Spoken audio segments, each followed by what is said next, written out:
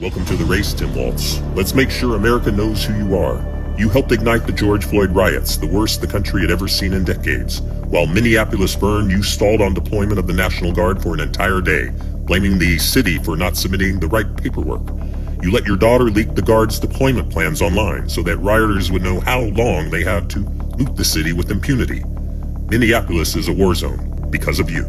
Just days after the attempted murder of Donald Trump, you called him and his supporters fascists, egging on the same rhetoric that led him to being shot in the first place. You have overseen some of the most radical youth trans surgery laws in the country. Under your leadership, teenagers can get their breasts chopped off and get sterilized, and your government calls it health care. You have the most radical abortion laws in the country, zero limits. Every year, 5 to 6 babies are born alive and then murdered, legally, under laws you support.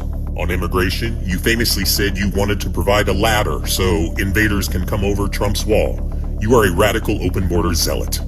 Also during COVID, you approved $500 million in hero pay for frontline workers, only to have 40% of that money go to people who were ineligible or, in many cases, literally deceased. In the White House, you were Pelosi's sidekick and did whatever the Democrats demanded.